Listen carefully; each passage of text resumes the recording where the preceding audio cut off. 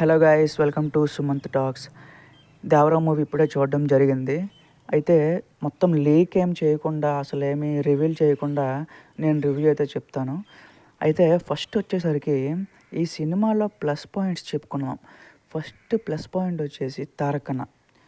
100కి 100 marks ఇవ్వచ్చు. ఎందుకంటే చాలా కష్టపడి చాలా వేరే లెవెల్లో చేశాడు యాక్టింగ్. అసలు ఎమోషనల్ సీన్స్ అయితే వేరే లెవెల్. ఇంకా అంటే ఫైట్ సీక్వెన్సెస్లో ఆ ఇంటెన్సిటీ మెయింటైన్ చేయటం, ఆ ఫాదర్ క్యారెక్టర్కి నిజంగా చాలా బాగా చేశాడు. అసలు కొడుకు క్యారెక్టర్ చేశాడు, బట్ కంపేరింగ్ టు కొడుకు క్యారెక్టర్, ఫాదర్ క్యారెక్టర్లో తారకన్న చింపేశాడు అసలు. నిజంగా ఆ లెవెల్ ఆఫ్ ఇంటెన్సిటీ మెయింటైన్ చేసి, ఆ లెవెల్ ఆఫ్ వేరియేషన్స్ మెయింటైన్ చేసి చాలా కష్టపడ్డాడు ఈ సినిమాకి మాత్రం. తారకన్న plus point, major plus point ఈ సినిమాకి. రెండో ప్లస్ పాయింట్ వచ్చేసి అనిరుద్ధ్ భయ కొన్ని సీన్స్లో బీజిఎం కొట్టాడు. మా నిజంగా అసలు మూవీని వేరే లెవెల్కి వెళ్ళిపోయింది అసలు తన బీజిఎంతో. ఆయుధ పూజ సీక్వెన్స్ మొత్తం కూడా చాలా బాగుంది. నిజంగా అదొక 15 మినిట్స్ ఉంటుంది ఆ సీక్వెన్స్ అంతా కూడా. చాలా బాగుంది. తారకన్న కూడా సింపుల్ స్టెప్స్ ఉంటాయి దానికి.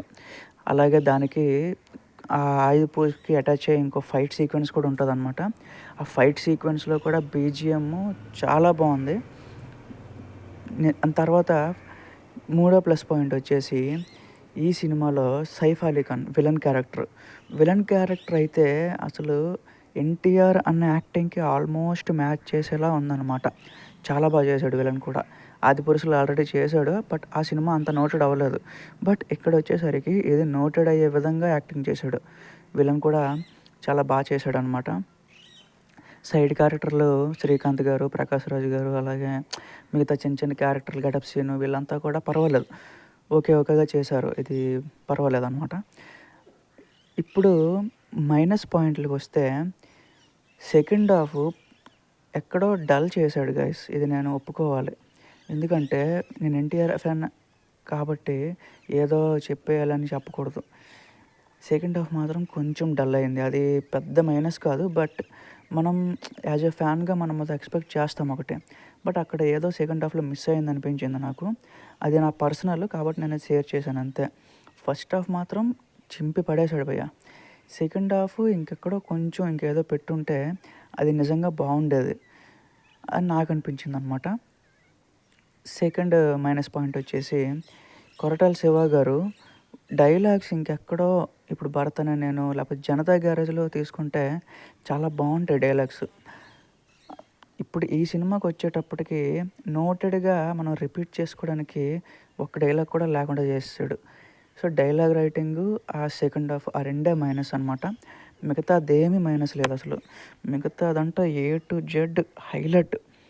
ఫస్ట్ సీన్ నుంచి లాస్ట్ సీన్ వరకు కొరియోగ్రఫీ, పాటలు, అలాగే BGM, Tarakanna acting, story, part 2కి ఏం తీసుకెళ్తుంది స్టోరీ, పార్ట్ 2కి మనం ఏం ఎక్స్పెక్ట్ చేయొచ్చు, అది కూడా చాలా బాగా పెట్టాడు.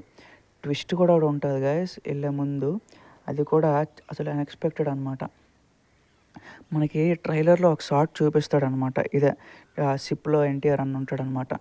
సో ఆ ముసుగు వెనకాల ఆ గెటప్ చూసి నిజంగా షాక్ అయ్యాను గైస్ నేను.